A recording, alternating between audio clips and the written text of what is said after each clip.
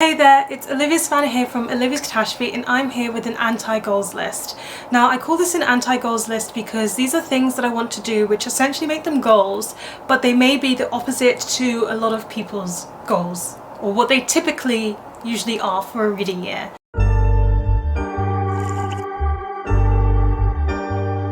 So, it is the year of our Lord 2024, and last year in 2023 I read 224 books. I also did a TBR challenge where I was trying to kick off as many books from my TBR as I can to beat Hannah and win against her, and there's the results show for how that went, which I'll leave linked down below. I managed to successfully kick off quite a few books from my TBR. I managed to read so much last year, and I came across 23 new favourites, which I've talked about in my best books of the year video, also linked for you down below. But it kind of broke me to read that much. It broke me in a lot of ways, and that largely has to do with the fact that when you have a TBR challenge, the easiest thing to do to kick books off of your TBR is to read the shortest books you own. I did read some chunky books last year. I read my way through Dune, I read my way through a couple others that I cannot think of right now that were probably over 400 pages, but it just meant that there were some books on my shelves that are quite long that I just did not have the time and space to get to. I stopped reading Les Mis because I could not spend time reading Les Mis when I was trying to kick off as many books as I can from my TBR in a reading competition, and I just read so many books. I'm not saying all 224 of them were under 100 pages, but not enough of those 224 were big chunky books like I wanted them to be. So I'm doing things differently this year. So my first anti-goal is to read less than 224 books, which shouldn't be hard because 224 is my maximum. It is my personal best. I've never read that many books in a year before. I don't want to do it again. I don't want to be anywhere near the 200 mark. I'd rather be somewhere closer to the 100 mark. And I think it might be challenging in that when you get to a fast reading pace, what's really difficult is slowing down and doing less. I do have this thing where it's like, can I listen to music or should I read a book? Read a book. On this commute journey, this is reading time, I should be reading a book. Just so many times where I'm like, I could do something else or I could read a book. I could write or I could read. I could clean or I could read. I could do this or I could read. And I always was choosing reading last year. I don't want to do that. I don't want to do that. If I've got extra time, I don't have to read. I could watch an episode. I could play Sudoku and listen to music. I could do some gaming. I want to write more. I just want to move my time away from reading and into other things. It doesn't mean I'm going to read nothing, because reading is relaxing. I enjoy reading. It's my hobby. It's my lifestyle. It's literally my job. That's not going to change. I'm still going to read. I just need to read less than 224 books, which is a number, but actually that translates into just doing other things than reading and relaxing on the reading quite a bit. Similarly, from what I've been talking about, I want to read long classics. I want to read chunky sci-fi books and chunky fantasy books. Those are the genres that suffered from me having my reading challenge last year. It meant I read less of those, and now the 10 oldest books on my TBR, which are usually ones that I try to get to within that year, at least the 10 oldest ones, all of those books are chunky fantasy, sci-fi and classics. So if I was making a goal, I would say I should read the 10 oldest books of my TBR. No, we're not doing goals here, we're doing anti-goals.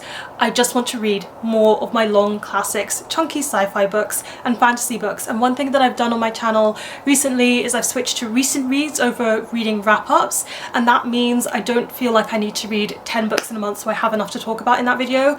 I can just wait until I've read 10 books and then wrap them up in a recent reads, which means I could take more time. If I don't have a recent reads for 3 months, that's fine. I can create other content. I can create vlogs of me reading these long books. So I think switching to recent reads and the fact that I didn't read as many of them last year are both reasons why I want to read more of those books. I'm also in the mood for them. I'm excited for them. I miss sci-fi. I would also like to reread more when I'm in the mood for it. I cannot tell you the number of times I was in the mood to reread Twilight last year, and I didn't. I didn't do it because if I reread a book, it was not contributing to my TBR challenge. I reread only 2 books in 2023, and both of them I did through audiobook, and that is just a way of like rereading something but not actually cancelling out any of my reading time. So that was how I kind of got around that, but I don't want to listen to audiobooks for Twilight. That's not how I read those books. I read them physically. That's how I read them, either ebook or physical book. So I just want to make more time to reread my favourites. I really was just in the mood to reread The Raven Cycle at one point and in the mood to reread Twilight, and now I've got the time, I've got the capability. I remember the years when I used to reread something every single month of the year. Like, I'm sure I reread For Real by Alexis Hall total like 12 times in the year that I first read it, or 12 times in the year after I first read it, and that was fine, and I wrapped it up every month and I didn't blink. But now I'm like, I can't keep talking about the same books, I need to read something else. Like, no, if I want to reread books, I should reread them. And that kind of leads into my next anti-goal, and this has to do with my channel, and I'm not going to do it anymore. So basically, I am someone who reads a whole plethora of things, age audiences, genres, and just everything, just everything. I read everything. And so in my wrap-ups, sometimes, because I'm a mood reader, I get in the mood for a specific thing. Right now, I'm currently, as of filming this, really in the mood for romance, and I'm reading a lot of romance books, and my December was full of romance books, and my January has started being quite romance heavy. And then I'm thinking, oh, if I did a wrap-up, you're just going to see a bunch of romance books, and I don't want people to think this is a romance channel, because it's not. I do read other genres, it's not going to be romance heavy content all the time. And then I'm like, oh, I need to read some other genres to kind of mix it up and like distill the number of romance so that people don't get the misconception. And sometimes I'll be in the mood for sci-fi, but I don't want them to think this is a sci-fi channel. Or I'm in the mood for my graphic novels and manga, but I'm like, I don't want them to think it's that kind of channel either. So I stopped myself from fully mood reading because I'm worried about my wrap-ups being too genre-centric or too age audience-centric. I don't want them to only see adult literary fiction or only see middle grade or just... And I need to lose that mindset. I need to read whatever I'm in the mood for, otherwise I'm not fulfilling my mood reader desires to the max. And if I can just mood read and stop worrying about how people conceive my channel, then that's fine. Because if they subscribe for a romance channel and then I move over my mood and they discover, hey, she's not a romance channel, they might unsubscribe and move on, and that's fine. You don't have to stay subscribed to someone forever, but like, stay subscribed to me forever, please. But you don't have to. And if they like me and subscribe for the romance, and then they see that I'm reading sci-fi, they might be like, oh, let me see about this, and then they might get into the flow of that. And if you've been here for a long time and you've been subscribed for a long time, first of all, thank you, but also you'll know that I go through phases, you'll know that I go through different moods, and so that's just part of who I am. It's part of the catastrophe of Olivia's catastrophe, and I need to embrace it and just move on with my expectations. It's nothing to do with the audience, it's to do with me. It's fully my problem. I mean, I'm not going to make it my problem this year anymore. I also want to read multiple books at once. Okay, so everybody knows I read multiple books at once. If you see my currently reading piles on my Instagram stories, you guys know I read multiple books at once.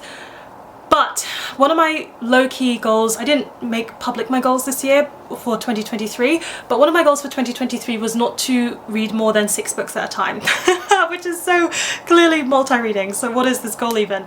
Well, I said not more than 6 books at a time, which is healthy, which is good. But to be honest, like, if I don't have that goal, I can fully be currently reading 12 books at a time, like all of them genuinely actually reading them at the same time. 12 books.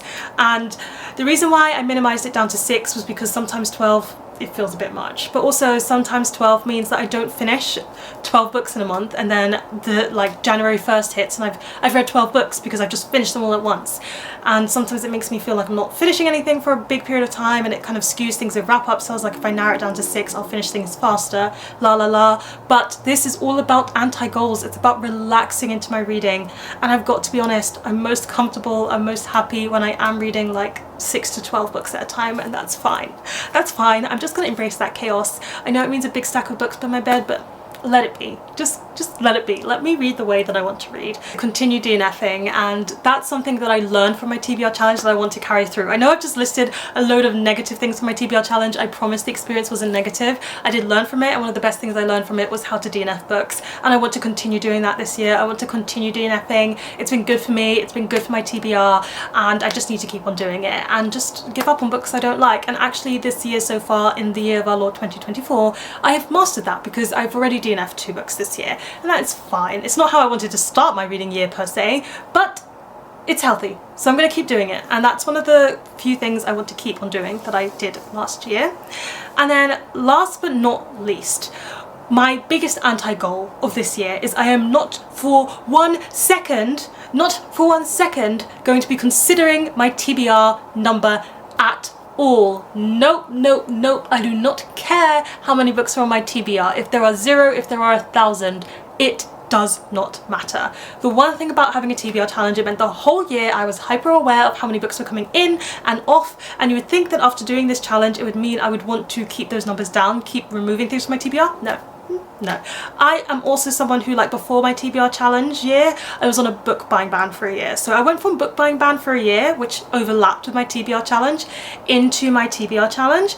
And it just means I've had like almost 2 years of really controlling my TBR. And yes, my TBR is still over 400 books.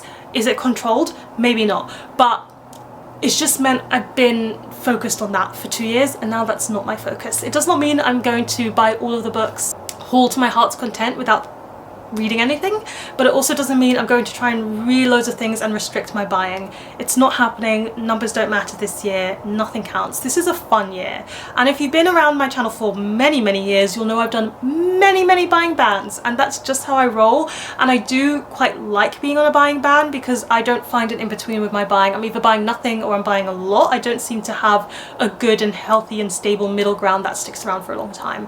I need to work on that, but not this year. I will only check in with the size of my TBR in the middle of the year, because I always do I counted my books video. I will do that again this year, and I will also do my video where I show my entire TBR in September. But there you have it. Those are my anti-goals for this year. I do feel quite stable in calling them anti-goals. I think they really are, and I hope they work for me, and I hope I have a fun reading year.